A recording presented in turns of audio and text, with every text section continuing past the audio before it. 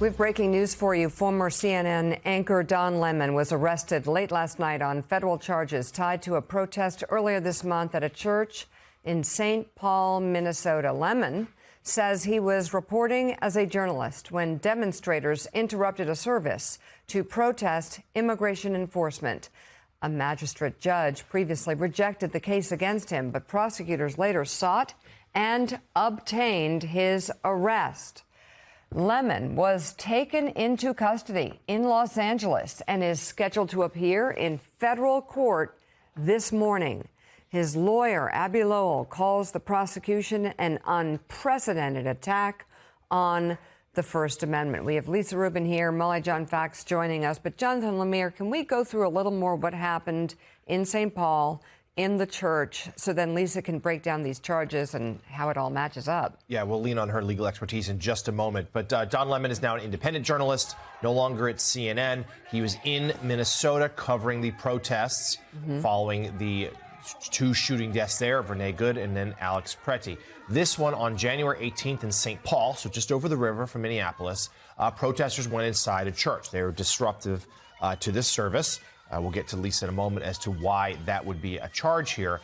But Don Lemon, to remind viewers, is, someone who Donald Trump has criticized repeatedly in the past. Lemon has been pretty tough on Trump. He has called him names. He frequently calls him a liar. Lemon is someone that Trump has gone after on Truth Social and the like for many years. He's always been an object of some ridicule in the MAGA movement. But what is so important here is this is what matters, is that Lemon says, and we will see if it is the truth, but Lemon says he was acting as a journalist. He was not participating in the protest. He was covering the protest. Well, that was my question. And if that is the case, that is indeed a chilling moment here for a journalist in the United States of America doing his job as a journalist and being charged for it. That is not. Did he conduct interviews inside the? I mean, I know the protest was happening, and so he followed the protest in to cover the story. At any point, did he take part in? Yeah, we'll see if we have footage here, but he did. He interviewed some of the protesters. He interviewed some of the parishioners. He interviewed, I think he tried to talk to the minister at one point, right. Which was perhaps disruptive in that moment. But again, he's acting as a journalist. And Lisa, let's talk about what charge is being levied here and your opinion as to why this is so important. Let's talk about what we don't know. We know that Don Lemon is still in federal custody right now as we speak. But my understanding is no charges have been filed and unsealed. Don Lemon and his legal team don't even know when he'll make his initial appearance at a Los Angeles federal court this morning.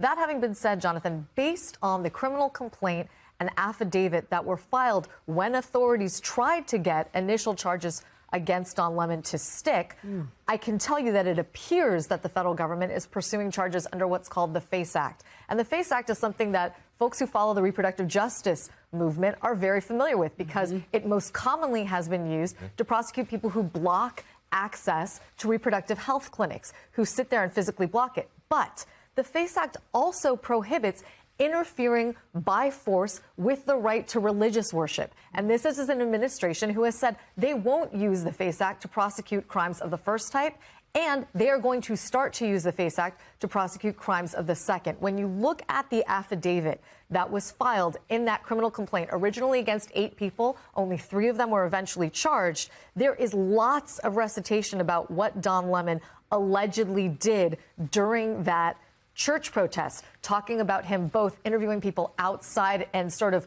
talking with the organizers of that protest, sort of embedding with them as they prepared to go in, and then live streaming the protest. And as you noted, even the affidavit quotes him as saying, "I'm just here to chronicle and report on what's happening." He also underscores at one point, I'm going to read to you from the complaint, "I'm looking at a young man who's in the corner. He's frightened. He's scared. He's crying. People are leaving church. An unknown male parishioner was observed yelling to the agitators, telling them to get out."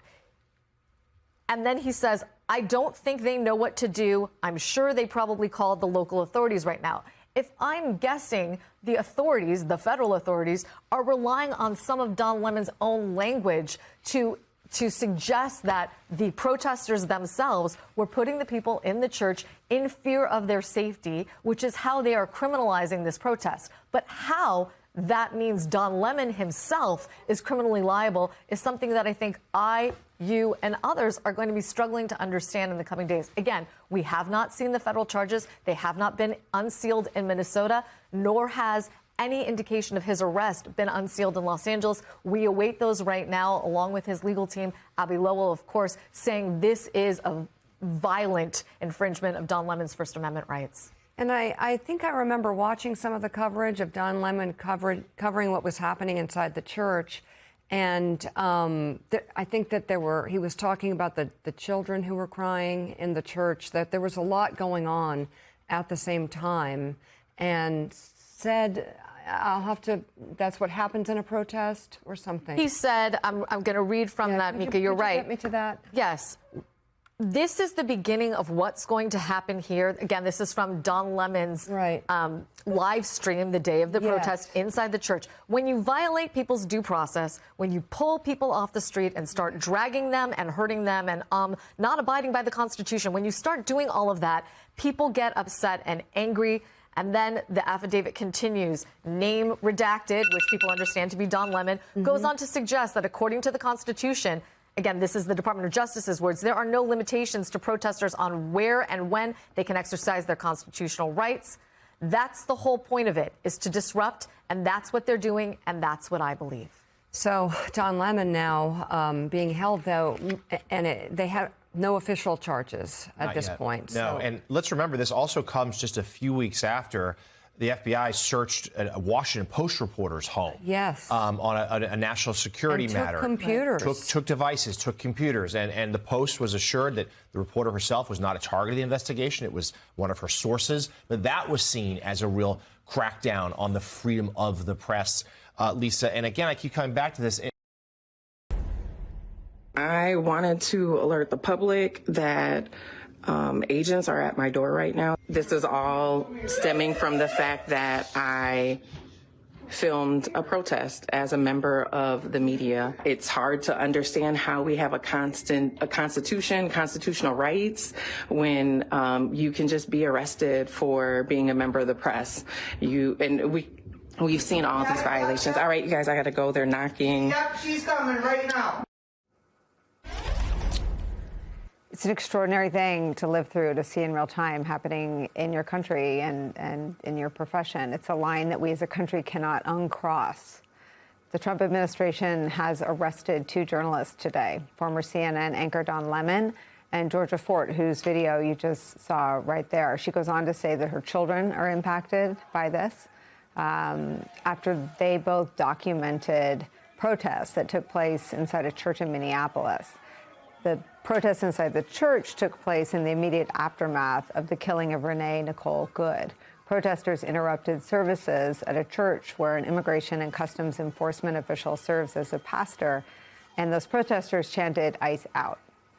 Lemon and Ford were there covering it, and they were indicted on 2 civil rights charges: conspiracy against freedom of religion and interfering with the exercise of freedom of religion at a place of worship. They face up to 10 years in prison. Attorney General Pam Bondi announced the arrests of Lemon and Ford along with 2 activists in a post on social media this morning, saying the arrest occurred at her direction.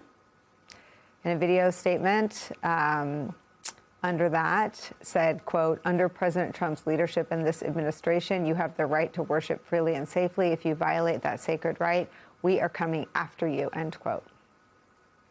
It comes after lawyers and judges have pushed back against the Justice Department on charging Lemon. A federal magistrate judge declined to approve a criminal complaint against Don Lemon last week. And our own Carol Leonnig reports that many career prosecutors who are still inside DOJ after the last 15 months are still there. People inside both the Minnesota and Los Angeles offices who've seen everything else that has happened. Where Lemon was arrested, that was the Los Angeles office, refused to be involved in charging Don Lemon and others around covering this church protest. They know the evidence does not back up the charges, which require use of force or threat of it. Here's some of Don Lemon's own footage from when he was covering the protests. Take a look. So the protesters are confronting church members and leaders. They have stopped the service. A lot of people, a number of people have left. There are some who are still sitting here. Are you okay with the injustice that's happening within your city? We pray for justice. Are you okay? No, so you're not okay. I'm just here. I'm just here photographing. Are you okay with I'm not part of the group. I'm just here photographing. I'm a journalist. I want to bring in to our coverage senior investigative reporter Carol Leonnig. Melissa, John, and the Rev are still here. Carol, tell us, this is a fast-moving story. Tell me what you're hearing. Yeah, today has been fast. So this morning, pretty much as soon as MS Now and other outlets confirmed that Don Lemon and several other people had been arrested in an alleged conspiracy to threaten people and block them from attending their church service in St. Paul.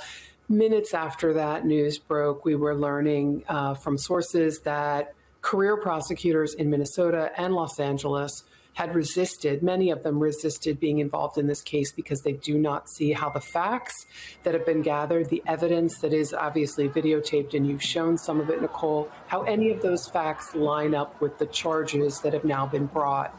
That reporting is vindicated now by the fact that the people who actually signed the charges here in this case were all political appointees, top-level people in the U.S. Department of Justice, including Harmeet Dillon, Pam Bondi, and some other, Dan Rosen, the acting U.S. attorney in Minnesota. No career individuals signed that document. The next thing that we're learning, Nicole, and I'll jump to it quickly because it just broke moments ago, is that we have learned from two sources that the FBI's acting chief in the Minnesota office has been removed from that office. It is based in Brooklyn Park, a suburb just north, several miles north of the center of Minneapolis, but it's considered the Minneapolis field office. And that person is out amid his agents resisting bringing some of these charges and amid their dispute with how the government, the Department of Justice, refused to investigate the shooting of Renee Good as a civil rights investigation. Carol, what do you think happens next? I mean, the resistance to the arrest of Don Lemon takes place, as you said, both in the judicial branch and inside and within the executive branch, and it proceeds. Do you see it heading down a path like the attempts to indict Comey and Tish James? Or tell me what you think happens next.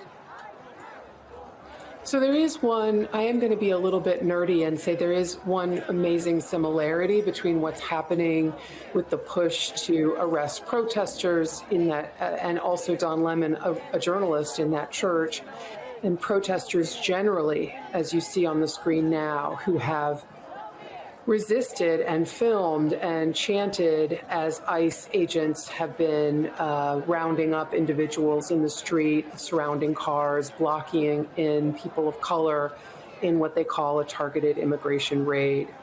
The similarity is that the career folks who run the FBI and who run the administration of justice and the U.S. Attorney's Office, those units are being hollowed out. And that is exactly what happened in Virginia, in the Eastern District of Virginia, when Donald Trump insisted that former FBI Director Jim Comey and New York Attorney General Letitia James, sort of high on his perceived enemies list, that they be indicted. And in those offices, people basically resigned in protest or were pressured to depart over and over again. And now that office is quite I wouldn't say gutted, I would say quite weakened, and the same is happening in Minnesota. Sources we have on the ground there say that the U.S. Attorney's Office in Minnesota runs about 80 prosecutors and now is down since Trump's inauguration and accelerated by these immigration disputes is down to 40 to 35 now. Melissa Murray, it is such a dramatic overhaul that it almost is bizarre to say out loud, but they are criminalizing protest. And what Carol Leonnig is describing is almost the tail, right? So the tail of that is that the prosecutors and the investigators who would have to actually make those cases in court in front of judges are the people who have left, leaving it empty and only with the people who are carrying out the criminalization of protests. It is so, back to the Rev's point, it's so foundational that it's just extraordinary to see it happening in real time before our eyes. It is extraordinary, but it's a classic authoritarian tactic to silence dissent and to use the legal system to do it. What's really interesting about the law under which the administration purports to prosecute Don Lemon and these others is that it's a law that was intended to secure access to abortion clinics. It's the FACE Act, the Freedom of Access to Clinic Entrances Act of 1994, that was signed into law by Bill Clinton after a number of violent episodes outside of abortion clinics throughout the United States. There is a provision in the law that was passed as part of a compromise to get it through both chambers of Congress that also specifies that it protects a right to worship in houses of worship and prevent the obstruction or interference of worshiping in places of worship. And that's obviously how this has come to pass to be used against Don Lemon and the other independent journalists. But it is also worth noting that at the beginning of his administration, Donald Trump actually pardoned a number of anti-abortion protesters who had been convicted under the FACE Act, and the new Trump DOJ, very soon after taking office, issued a memo saying that they would reserve prosecutions under the FACE Act in abortion-related cases to those where there were extraordinary circumstances, such as real aggravating factors like the use of violence. They did not impose the same kinds of hurdles for prosecutions or civil actions for interference with places of worship. So again, a different standard here for those protesting abortion and those in places of worship exercising their First Amendment rights.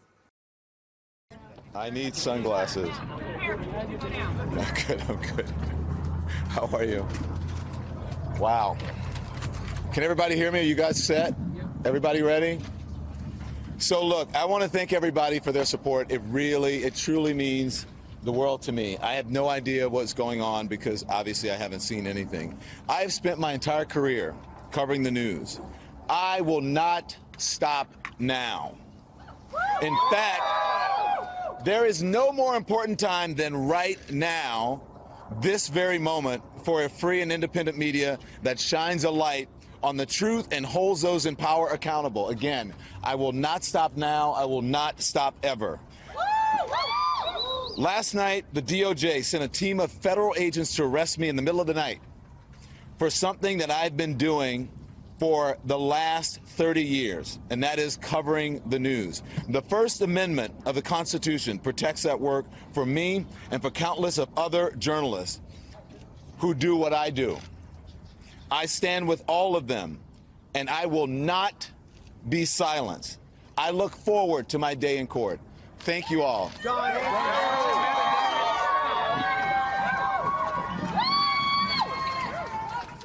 We've been listening to Don Lemon's first remarks since his indictment by the Trump DOJ.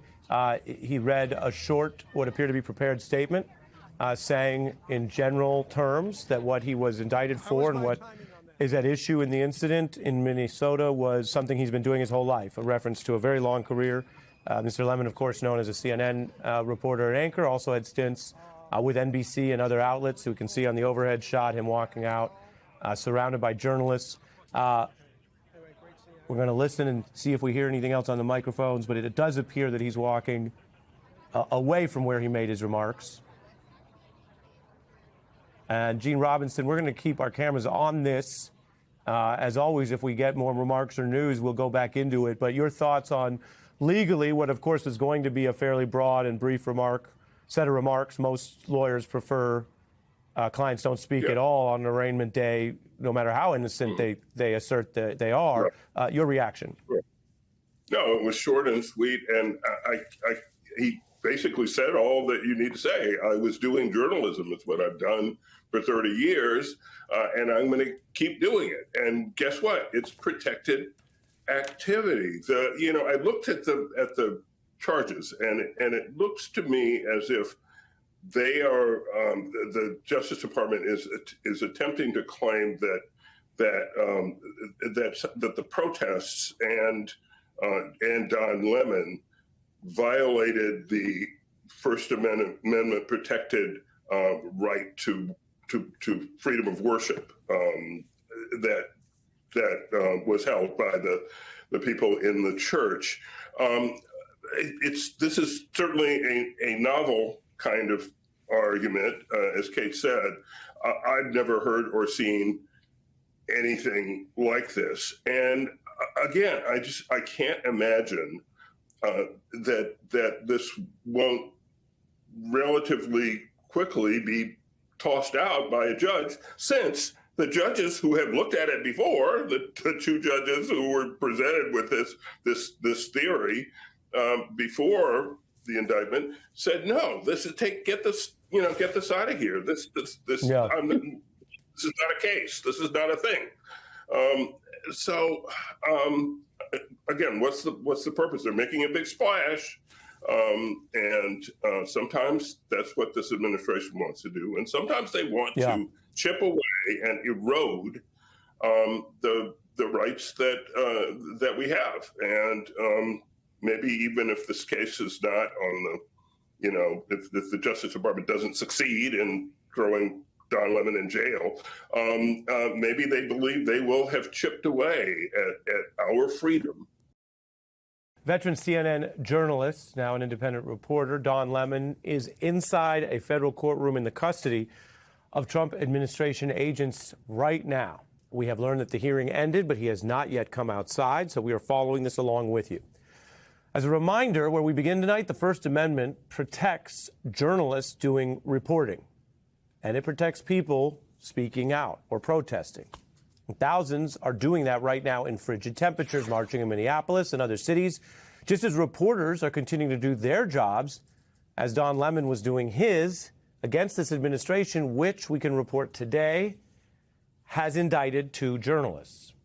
It is, if you read the actual case, trying to criminalize their reporting on actions also in the same ongoing clash in Minnesota. These are related stories that we're covering. They both involve whether the Trump administration is following or breaking the law in these aggressive, now very unpopular crackdowns that have seen 2 Americans slain dead, and whether this administration is following or breaking the Constitution in how it's pursuing journalists covering this same story.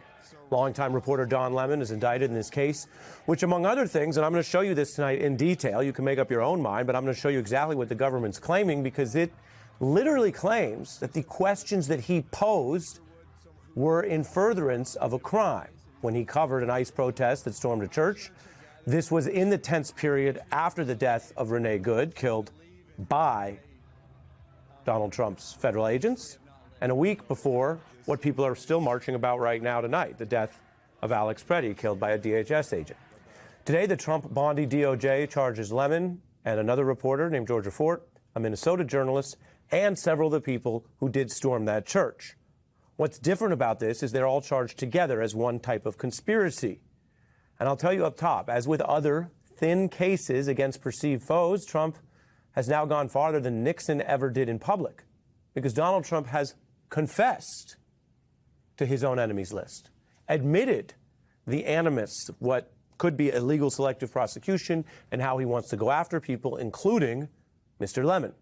Now, legally, that might make this case harder to win in the long run, because Donald Trump was hyping calls to imprison Don Lemon online and saying in public remarks that Lemon's reporting, specifically that day when he walked into the church, that it was, quote, terrible. Now, another DOJ official also posted a message directed at Lemon. This is highly incendiary and unusual. Harmeet Dillon, an assistant attorney general, that's sort of a chief prosecutor, oversees other prosecutors, said, "You're on notice." And the DOJ's number 2, Todd Blanche, who is, by the way, embattled for overseeing the illegal response to the Epstein probe. There he is, the number 2, former criminal defense attorney for Trump. He's part of the DOJ breaking the law violating that Epstein deadline, and we have more on that tonight. He also was caught over the past weekend on Sunday lying about the conduct of one of the recent Minnesota victims. He also joined the campaign to go after Mr. Lemon. Now, the case filed today is weak. And we know that it's weak because 2 independent judges already rejected it, meaning the outlines of this case, what we understand to be an effort to say that Mr. Lemon and the other reporter broke the law by covering some of what was happening in Minnesota, including what may have been a trespassing or illegal action of other people into that church area. 2 judges said, nope, no case to start here. There's a very low bar for getting this kind of case going. You might remember the talk about a grand jury indicting a ham sandwich. That's because the grand jury only has to agree that there is some low cause. After that, later, you test it at trial, and you have the higher standard of beyond reasonable doubt. But one judge said, nope, didn't even meet that low bar. And another judge ruled the same way. So this federal judge rejected it, as did an appeals court. And we believe, according to new reporting, that more than one career prosecutor, that's the nonpartisan folks who just follow the evidence at DOJ, more than one in Minnesota and then in L.A., refused to be involved in this case. Because while they are at the DOJ, meaning they're enforcing the deportation agenda and other perhaps controversial aspects of Donald Trump's policies, they said this was not supported by evidence. That's according to the indications we have. They believe the evidence doesn't back up the charges. DOJ also found, however, that if they looked far and wide, they could get someone else to bring what is now a very disfavored case. I can tell you, because you know I host this program, but I'm also a lawyer and chief legal correspondent here, we cover a lot of cases. We almost never see federal criminal cases start with 2 rejections like this. I mean, almost never. And there are plenty of cases that are weak or that lose, but they usually start out normal because probable cause is a low standard. Before you get into what you think of Donald Trump or Mr. Lemon or any of this, whatever you think of the president or the reporters involved or the issues involved, we are still, if we are allowed to be, a nation run by laws, under the rule of law. This was a dead-end case until they kept searching and found someone to bring it. And that's what led to the federal arrest of Mr. Lemon last night in L.A. He has done, as mentioned, previous reporting in Minnesota. His lawyer said he's in L.A. to cover the Grammys this weekend, and he has now gone through this federal court hearing just today. And if he comes out and speaks to the public, we will bring you that here on MS Now. Now, Pam Bondi wanted to make sure everyone knows, as she's on social media, that this is at her direction. And you see her there saying the feds arrested Lemon, these other individuals I mentioned, Fort, who I mentioned was the other reporter, etc. Like Trump's comments, that is an unusual social media public confession which could hurt this case. It also speaks to how many people are being targeted. Targeted as enemies of the state, as enemies of Donald Trump, a concept so extreme that Pam Bondi claimed under oath before she was sworn in and became Attorney General there would be no enemies list. We have continued to update this here. And if you find yourself over the weekend discussing this or any of these cases with anyone, remember, you discuss them in isolation and any one of them could be debated. But when you look at how many different people are being subpoenaed, charged, in some cases dismissed, you see the failures on the far left, altogether, you have a very obvious pattern of political targeting. That is unlawful. 17 perceived foes and counting, many attacks. But again, legally the cases are so weak, none of these have made it to trial, let alone conviction, while several, as you see in green, have fallen apart. And so in America tonight, where there is a backlash over the killing of American citizens, where there is, as you see, all of these people gathered day after day, peacefully protesting against the violence they face from the government, they are exercising their First Amendment rights. While a journalist, 2 journalists are now indicted for exercising their First Amendment rights. The Trump DOJ made it very clear Lemon was a target. This is not a case where some local prosecutors were going through different facts and ended up with a high-profile defendant. This is an individual who is well known on CNN, who has had a back and forth with Donald Trump in the public square before, who the president, as I showed you, clearly does not like, who is also an independent journalist, meaning he's not a part of a giant company which has the same budget and law firms and money for lawyers without the corporate backing. Inside the church, during what is now at issue in this case, Lemon clearly wanted to make sure that people understood that, like many other journalists, whether it's in this country or elsewhere, who cover situations that could involve illegality, we have seen reporters across the spectrum, from here to other outlets to Fox News, go and cover curfews and protests. And after a curfew, you're not supposed to be on the street, but journalists are out on the street, right? But when you're covering the fact that people are out on the street, under American law, that doesn't make you part of the crime. And Lemon, that day, made sure he wanted to state, for the record, in public on his live videos, what he said he was doing. So the protesters are confronting church members and leaders. They have stopped the service. A lot of people, a number of people have left. There are some who are still sitting here. Are you okay with the injustice that's happening within your city? We pray for justice. Are you okay? So you're not okay with I'm just here. I'm just here photographing. Are you okay with the injustice? I'm not part of the group. I'm just here photographing. I'm a journalist. I'm not part of the group. I'm a journalist. This has nothing to do with what you think of Mr. Lemon. We would be reporting this story the exact same way as I mentioned if it was one of our colleagues. Yes, we are reporters, so you could say, oh, we look at this as reporters, but we also know a lot about it. If it was one of our colleagues from Fox News or Newsmax who was at a protest of a different hue or association, if they were filming, videoing, talking, reporting, asking questions, that is the core First Amendment protected activity. Now, afterward, we know this escalated. Trump's DOJ and the president himself put on that public pressure. I showed you that. Lemon discussed his role. Once the protest started in the church, we did an act of journalism, which was report on it and talk to the people who were involved, which included the pastor, members of the church, and members of the organization. That's it. It's called journalism. That's what happened. Journalism, reporting, is protected in the First Amendment. There are people who talk about how there are different parts of the Constitution, what's the most important part, the Bill of Rights are essential. Traditional conservatives have long said you need the Bill of Rights because you would have the risk of government overreach. And in the traditional liberal and conservative space, it was often conservatives and libertarians who said, yeah, we need our Bill of Rights because we are skeptical of the big government abuse and overreach. And when you start out on those Bill of Rights, whether you remember it from civics or not, the first, speech in the press. The second, the rights to arms, a well-regulated militia being important to the safety of the people. That was what was deemed at the time. Second Amendment rights have expanded over time, but the First and the Second Amendment are related in the eyes of the founders because they were protections against a despotic government. Now we live in a world where maybe ideology doesn't matter, not to this president clearly, and maybe not to many of his supporters who used to call themselves conservatives. I can just tell you what the First Amendment protects. All of that type of journalism, whether it's unpopular or not, but especially when it is attacked by the government, because if it is popular and not under attack, well, thankfully, then you don't even need the First Amendment. When do you need it? Times like these.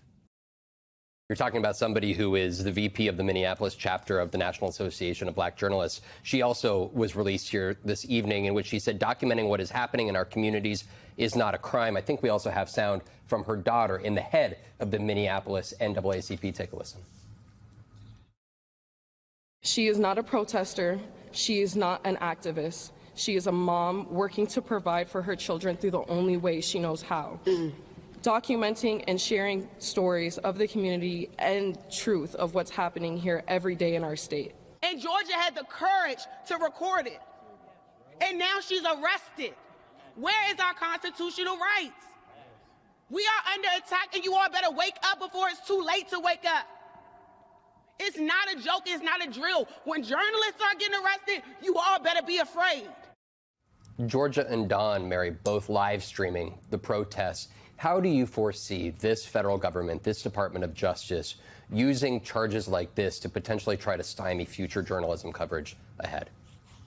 Well, I mean, I think this is a shot across the bow, and it could be they think, well, this is going to be a little bit simpler because neither of these journalists belong to a big media organization and they won't have, many tens of, or if not hundreds of lawyers that come to the rescue here, although I feel quite confident that both of these journalists will have good lawyers that have probably many have already reached out to them. I mean, clearly they already have lawyers because they've been released, but to fight this and to fight for the principles of journalism and the freedom of the press. But I do think this is an effort to chill and intimidate, because they know, the administration knows how much protest activity has gone on, particularly with respect to these surges, to support the mass deportation plan. And, you know, they need to tamp that down. The public polling is showing the public doesn't like that. They don't like what they're doing, violating people's constitutional rights, racially profiling, being physically violent, even with people who maybe legitimately are not here lawfully, and they do have a right to detain them. They don't need to use the kind of force they're using. So this is an effort to shut the people up who are protesting, shut the journalists up, and we'll see if this escalates into similar activity with respect to major media. I mean, MS Now has journalists out there at protests all the time. We see it on the footage when I'm sitting there on set with you, or when I'm away like today. And so, you know, will they start to escalate, or will they try to make these people scapegoats and examples? And I think they're going to have a tough time with that. Let's bring into our conversation MS Now political contributor and editor-at-large for the 19th, Erin Haynes. She's president of the National Association of Black Journalists. Erin, you and NABJ put out this statement today. I want to read just a little bit from it. Let us be perfectly clear. The First Amendment is not optional, and journalism is not a crime. A government that responds to scrutiny by targeting the messenger is not protecting the public, is attempting to intimidate it. And considering recent incidents regarding federal agents, it is attempting to distract it. So first of all, let me thank you for your leadership here, for NABJ's leadership. I was very proud to see that the National Association of Hispanic Journalists was among many entities that chose to co-sign that letter in solidarity. I do not think it is an accident that both of these journalists are Black. I do not think it is an accident that both of these journalists are independent. As Vaughn was just saying, that does not leave them with the backing and resources that someone tied to a moneyed institution might have. One, what is your message to those of us they are trying to chill from doing our job in this moment? And two, how do we make sure we have support and infrastructure for these journalists, some of whom are the first to be targeted, but certainly not the last? Yeah, I mean, listen, thank you for that, Alicia. We know that the First Amendment is not optional. It's not a joke. It's real. And we are seeing a serious threat to the First Amendment today with the arrest of journalists, for certainly the first time in my lifetime, for attempting to do their job, to speak truth to power, and to show people what is happening on the ground in Minneapolis. They were not obstructing justice. Don Lemon and Georgia Ford were practicing journalism. We have to keep saying that. And you know, I think it is important, because we know that this is not just about these journalists. It's not just about this one protest. This is about whether the First Amendment still protects journalism, particularly journalism that is centering marginalized communities. And so, yes, journalists are under threat. And I know, you know, there's a lot of attention, obviously, on Don Lemon, as there should be. He is probably the most high-profile independent journalist that we have right now. But also, I mean, Georgia Ford, to lift her up, independent journalist who is also doing her job. You heard her family saying that. Others in her community, others of us, her colleagues in NABJ, we know that that is exactly what she was doing. And so what we know is that arresting journalists for news gathering, it is a direct threat to press freedom that really not only every member of our profession should care about, but every member of the public should care about, because it really does threaten the public's right to know. Joining me now for an exclusive interview is Abbe Lowell. He's one of the most prominent defense attorneys in the country, and he is representing Don Lemon in his case against the Trump Justice Department. Abbe, we just showed Don there. Of course, everybody's been able to see him. He also did a YouTube Live people may have watched. But this is terrifying, no matter who you are. How is Don doing? I think a lot of people at home are wondering that. I think people should be. I mean, no matter how solid you are and how much you've covered the news, when others get this happening to them, when it happens to you, it's a different event. I mean, let's talk about what happened first to Don, and then I'd like to talk about what it means to everybody else, okay? So what happened to Don was that for 30 years, he's done not just his job. It is his job, like it's your job to be a journalist. But that's a job that is protected, by the way, by something other than a contract you have with your network. It's protected by the First Amendment of the United States Bill of Rights. And so what he's done for 30 years is his job. And his job is to report on what it is that you saw he was doing in Minnesota. He is basically recording, sometimes video, sometimes by taking notes, what's going on around him. So that's what he did. Immediately, Attorney General Bondi, Assistant Attorney General of the Civil Rights Division, and who knows in the White House were already tweeting, this was a crime, we're going to go to get him. And so what did you do? You have to lawyer up. So he and I know each other, we got together. And what's the first thing I did? I wrote to the Department of Justice 10 days ago, and I said, I'm representing Don Lemon. I understand you might be investigating him. If you're going to take any action, do it the right way. You don't have to make a show of it. You don't have to make a circus of this. Get in touch with me. Did you hear back from them? I'm still waiting. So, all right, what else did they do? So not only did they basically attack as a crime something that you and others do that are protected by the First Amendment, they didn't do it just in the way you're supposed to. They wanted it to be terrifying. They wanted it to be intimidating. They wanted it to create fear. So he lives in New York. It's not Minneapolis. He's going to Los Angeles to do his job, which is to cover, in this case, the Grammys this weekend. They wait until he's in Los Angeles. That's not enough. They waited until 11:30 at night when he was coming back for doing what he does in the lobby of a hotel, and not one, not two, not three, but the bevy of agents surround and take him away. Don thought he was being mugged because he has been controversial, and he actually thought some crazy people on the right might be stalking him. Can I pause just for a moment? Because I think it's so important for people to hear this. We just showed Georgia's video. How many agents surrounded him in the lobby? I'm trying to count right now, but let's put it this way. It's more than the one that would have been necessary to do it the right way. And they're cloaked, and they're protected, and they're armed. This is to somebody who's not a threat, doesn't have a criminal record. He's not Maduro in Venezuela that you have to snap out. You basically have heard from his attorney, and they don't care about any of that. So they take him away. And that's what happened. But they didn't just take him away. Remember, they didn't just stalk him in Los Angeles. They did it at 11:30 at night so that they knew that he'd have to spend a night in jail for no reason whatsoever. But they did that on purpose. So they trail him to Los Angeles. They wait until 11, and they make sure that he has to spend a night in jail, knowing that we wouldn't be able to get in front of a judge until the next day. That's what happened to Don for doing his job. Now let's talk about what it means for everybody else. What it means for everybody else is that we've seen today the next step towards what you would have thought if I described what happened, you were describing what happened in pre-World War II Italy with Mussolini. The first thing the Trump administration did was they attacked lawyers. Then they attacked the journalists.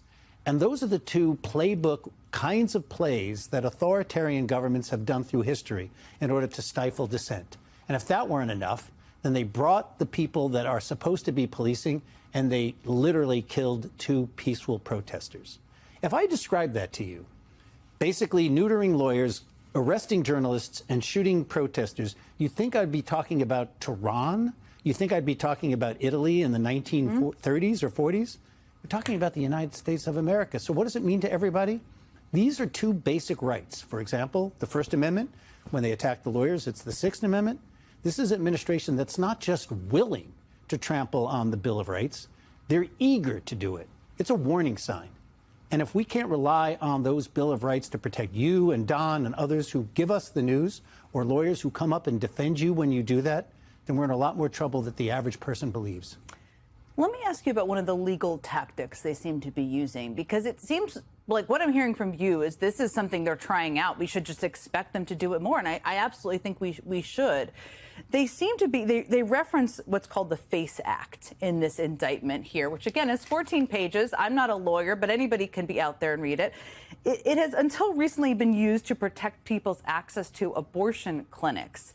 It feels like it's a new tactic. I don't know that there's a precedent. You tell me. But what do you make of them using that? Well, I mean, okay, what do we make of the fact that they basically use the Department of Justice not to use the word justice in its title, but to go after the enemies of Donald Trump, whether it be Attorney General Tish James, whether it be Jim Comey, whether it be now going after the ballots in Atlanta, in Fulton County, Georgia. This act is not supposed to be used to arrest journalists for doing their job when journalists, by the way, would be filming a civil rights march, or when journalists are filming what's going on at a church, or even if journalists were basically filming or reporting on what was going on at an abortion clinic. You can decide whether people protesting at those 3 sites should or should not happen, whether it's part of our precious right to dissent in America. But what you're not supposed to do is not distinguish between people who are covering it versus not. Let me put it this way. Do you remember the television clips that we saw in the 1960s about what was happening in the South during the Civil Rights Movement? One of the things that turned our country around was to be able to see it on their television screens at night when, people were being sprayed with hoses and dogs were being sicked on them in places like Alabama. If those journalists had been subject to what happened today, you might not have ever seen those videos. And how much worse would we have been? We wouldn't have. And if people are deterred now, we won't see a lot of the videos we see. Don is, as you well know, and I've known him a long time, too, he has been a target of Trump for a long time. He is an independent journalist, so he's not working for a big major news organization. He's also a prominent black journalist. There are a lot of reasons, I guess, they could have decided Don was their target. Why do you think they decided? I think it was partially because his lack of goodwill in this administration. And we know President Trump has a lot of traits, one of which is that he does go after the last shiny object that's put in front of him. And it could have been something that Don said during that protest. It was a convenient thing for them to do to send their message. Journalists of the United States, what did they do 4 or 5 days before that? They executed a search warrant on a Washington Post reporter to get evidence which would have been unheard of, even if she herself was not, quote, the target of their investigation. There used to be rules to protect journalists who gathered news from being forced to give up their sources. This is not a mistake. This is not an outlier, and it's not ad hoc. The first thing you do is you basically shut down the press. You shut down lawyers. You shut down universities. I'm asking people to understand that these are not random, unconnected events. It is an assault on everything we are dear in America. You have a number of clients who are under assault and being targeted by the Trump administration. It's obviously Don Lemon. It's New York Attorney General Letitia James, Federal Reserve Governor Lisa Cook. You've talked about the through line of kind of the rise of authoritarianism. What do you see as the through line between all of these people that they are targeting? Prominent voices who are speaking out? So there is a few there's maybe not one, but it's close to one through line. But it has like 3 threads. So we'll have a line with 3 threads.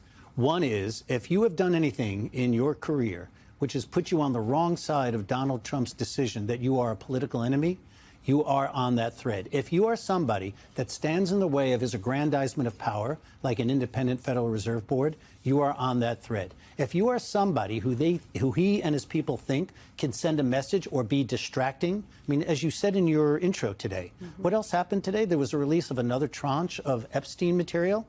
Why is it that it's not a coincidence that when something like that happens, you're going to see a Don Lemon being investigated or being arrested? Because look at my left hand and you won't pay attention to the right. Those are the threads. Do you think that I was thinking about that, too, because even though we didn't know that was going to happen until today, they knew it was going to happen last night. Do you think there's a connection there? I don't exactly know that it's an equation. I think that people that sit in the room, the people like Stephen Miller and others who plot what happens in this administration, understand how you can move the gears to create a political atmosphere that you think will do you some good. But I think it's a number of things. Look, going after the press is definitely part of their agenda. Going after enemies has been part of the president's agenda for as long as he has been in public or private, by the way, right? So there are things that hold these things together, but there are things that bind them together. And all those together to come to a point where somebody can attack the independence of the Federal Reserve Board. Somebody can go after a prosecutor who went after Trump, and somebody can go after a journalist who did nothing more than cover the news like he did for 30 years. You've been at this a very long time. You're a pretty unflappable person. Do you feel that these arrests have kind of crossed, I don't know if we need to call it a red line, but crossed a line that we haven't seen before in this country? It has definitely crossed a line. It's been occasions in our country where bad things happen. I pointed out to the civil rights movement of the 1960s, where you can see individual police officers in a place in the South doing something to repress the rights of others, okay? That's happened in our unfortunate history. I don't think you've ever seen a time where all of this happens at the same time, where look what happened in just one place called Minnesota. In Minnesota, we now have had journalists, independent journalists, and Don Lemon as well, be charged with a crime for doing their job. We had 2 peaceful protesters killed. I mean, those are the kinds of things together that if you look at it from even close or far distance, it is unprecedented. But the good news is that there are things like a magistrate who at least tried to stand in the way of Don being charged. There are things like grand juries refusing to re-indict or try to indict Letitia James. There are juries that are rejecting the idea that cases go to trial. So it's not without hope, but boy, the warning sign is there that every fabric that is protecting us in the Bill of Rights is under attack. Before I let you go, we obviously have seen Don out there today. What happens next here? Well, I mean, he goes back to doing his job, which is really important because he won't back down. He has said it, and everybody knows Don knows he won't. So he'll do that. We have an appearance to go in Minnesota, as do the others that got arrested. And that is, as you said, everybody should pick up that 14-page indictment and look at each of what they are accused of. But in Dodd's case, when you do that, you'll go, One of the phrases, I think, if I remember in the indictment, is that in the church, he peppered the minister with questions. Hey, Jen, I have something to tell you. I think every night you pepper your guests with questions. That's kind of what journalists do. So we will attack this indictment based on its infringement of the First Amendment, putting aside the lack of evidence anyway, and hopefully the judicial system will start repairing what this administration tries to tear down. We're going to talk to a couple of journalists who've been in exactly these circumstances about some of the accusations here that are very much doing journalism a little bit later in the show. Abby Lowell, I know you have not gotten a lot of sleep. Thank you for being here. Pleasure to be here, and I'm glad that people are paying attention to this now. With a new threat to all of our First Amendment rights. After former CNN anchor turned independent journalist Don Lemon was arrested by federal authorities Thursday for covering an anti-ICE protest during a Minnesota church service earlier this month. Lemon, along with independent journalist Georgia Fort and others, were indicted on 2 civil rights charges: conspiracy against freedom of religion and interfering with the exercise of freedom of religion at a place of worship. Fort, who is also vice president of the Minneapolis chapter of the National Association of Black Journalists, released this video of federal agents at her door early yesterday morning. Also live streamed on Facebook moments before she surrendered to authorities. Take a look at this. Right now, you guys, I wanted you to know I'm going to have to hop off here and surrender to agents as a member of the press.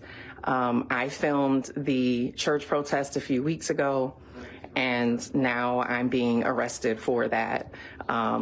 It's hard to understand how we have a constitution, constitutional rights, when you can just be arrested for being a member of the press. Both Lemon and Fort have since been released. Outside the courthouse, Lemon struck a defiant tone, vowing to fight the charges. I have spent my entire career covering the news. I will not stop now.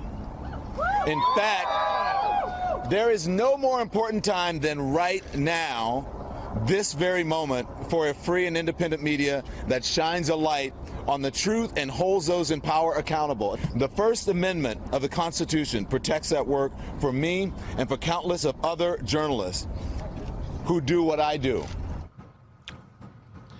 It's important to note, MS Now has learned that many career prosecutors in both Minnesota and Los Angeles refuse to be involved in this case, claiming the evidence does not support the charges. Listen to what Lemon had to say during the protest, making it very clear to everyone that was watching that he was there as a journalist, not an activist. So right now it's kind of mayhem. We're not part of the activists, but we're here just reporting on them. So I'm just going to be as respectful as possible. I'm not here to intimidate anybody. I'm just here to chronicle and to get some answers and let people know. Chronicle and get some answers. Joining us now, MS Now reporter Laura Barone Lopez and Ankush Khoury, former federal prosecutor and senior writer at Politico magazine. Thank you both for getting up with us this morning. Ankush, I want to start with you because there's just like 18 million legal questions here. We don't have time for all of them, so I'll try to get to a couple. The first that I keep hearing from folks, we were talking before this, is why is this man arrested? But I'm most curious for you, the use of the word conspiracy here, because that holds a lot of weight, right? That means there's some kind of coordination. And the use of the FACE Act that they're using here, which is supposed to be about protecting abortion clinics and people not going in there and protesting during that. Yeah, so the conspiracy charge, look, we often in the press, talk about conspiracy as a very heavy, laden thing, but a conspiracy is just an agreement. It can be explicit, it can be implicit. Could it be him getting an email from activists saying, hey, we're going to be here, and him saying, I'm going to come cover it? Is that a conspiracy? So this would be a fact question in a potential trial if you were really to get that far down the line, right? The question of whether an agreement has been formed is a factual question in any given case. As to the second question you posed about the FACE Act, you're right. We know it mostly because it's there to protect reproductive rights, access to reproductive rights. But it also contains a provision that applies to houses of worship and religious places as well. So those are the, that's the high-level structure of the charges. I don't really think that the legal structure of the charges is what's so problematic as much as the application to this set of facts, right? For a bunch of different reasons, including what was actually happening on the ground, the issues surrounding the First Amendment. I just think it's amazing that the same administration that pardoned all the January 6 rioters could get up in arms about something like this or pretend to be up in arms about it. They know a little bit about intimidation. Yeah, but the thing that I find really troublesome under the circumstances here, it was a week ago, as you just pointed out, that Alex Preddy was killed on camera by federal agents. And this administration tried to lie about it. What if there had been no cameras? They would still be lying about what happened to Alex Preddy. So we are living in a time, I think, in American life where we have to hold the line more than ever on the rights of journalists and just Americans, because those are just Americans who are taking those videos of Preddy's killing, on their ability to do these things without being intimidated or fearing that they will be criminally prosecuted on the flimsiest of apparent theories. I mean, having multiple judges and multiple prosecutors refusing to be associated with this or sign off on it. And there's plenty of video footage of this incident as well that clearly showed Don Lemon and Georgia Fort doing their jobs. There are two courts that previously rejected arrest warrants for Don Lemon in particular, judges who believed there was not sufficient evidence and that the Justice Department would lose this case. They finally got the sign-off. But, Laura, can you talk about why the White House is so obsessed with Don Lemon in particular? I mean, they tweeted yesterday after this episode played out that when life gives you lemons with the chain emoji and pictures of him. It is very important that people look at what they're telling you. The chains and then a black man in a picture. That is very important. That tells you a lot about the way that they think about black people in this country. Sorry, go ahead. Yeah, what is the grudge that the White House is so hung up on? Why did they go through with this? And what was the conversation like on the grounds yesterday? I wasn't at the White House yesterday, but what I will say is that, to Eugene's point, yes, there is a pattern with how the White House, how this president treats black people, whether they're journalists or not journalists.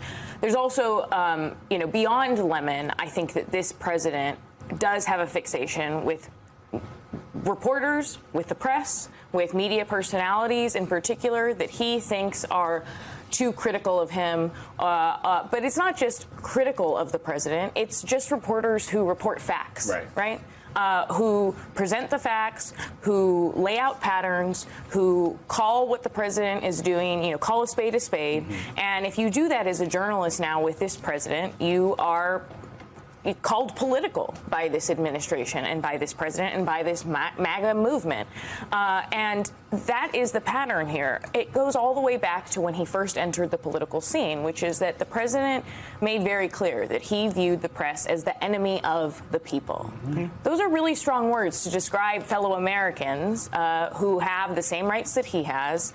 And also, our work is one of the closest jobs that's enshrined in the Constitution. And the only job. Right. And so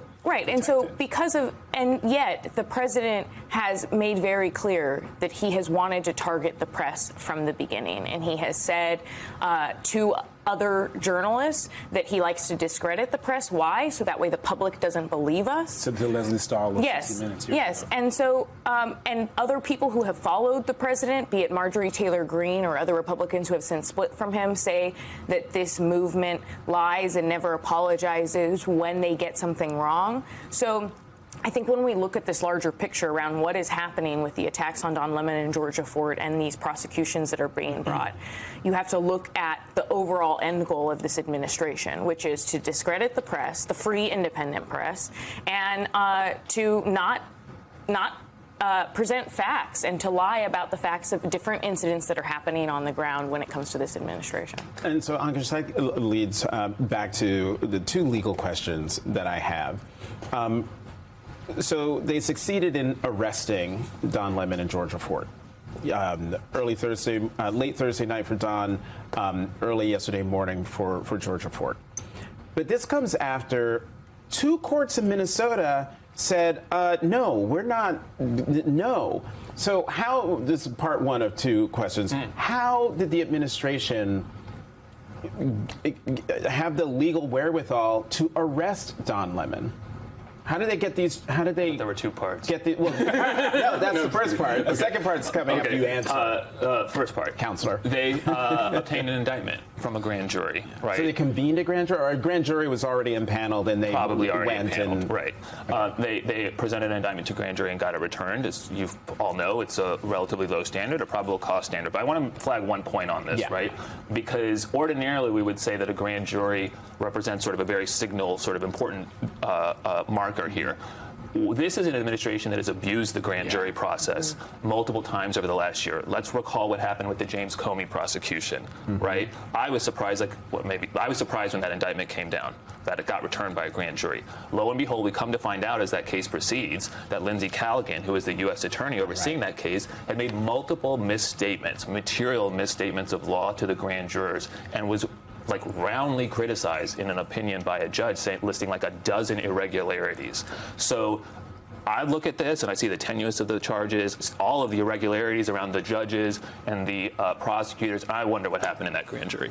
And part two of the question goes to something that I don't know if people noticed in Georgia Fort's video of the guy peering through her window, masked in a uniform. But the uniform says DEA. Why is the Drug Enforcement Agency involved in this kind of law enforcement action? Well, I don't know the answer to that. I mean, this is an administration where they seem to think that bodies are interchangeable among the federal agencies as long as they're enforcing immigration policy, right, and doing immigration work. So that could be one thing. I think the bigger question is, why did they need to arrest her at all? Right. You can return an indictment and issue a summons for the defendant to show up at a court appearance later that day or the next day. And there were multiple agents, far too many agents necessary to execute a warrant like that. So this was for show. This was for show. Even with Georgia Fort, this was a demonstration, an attempt to intimidate her and other people in her position and to make a spectacle out of this. None of that should have happened at her home. Well, you know, as Charles Coleman said yesterday on our air in the early moments after the news of Don Lemon being arrested, the process is the punishment. Yeah. The idea that these charges are going to stick is, a foregone conclusion to legal folks. You tell me if I'm wrong, that he'll actually be convicted. I find it very difficult to believe there will be a conviction at the end of the day. But just dragging them through court and the money that's involved. They posted photos of some of the protesters that they've arrested, which is not normal. And then AI and changed the and a judge has already criticized them for that. Yeah, Laura, we're going to have to break quickly, but you've done a lot of reporting on how DHS has been able to sustain these surges, and I want to get back to this idea of whether or not a DEA officer is equipped to be participating in one of these interior enforcement operations.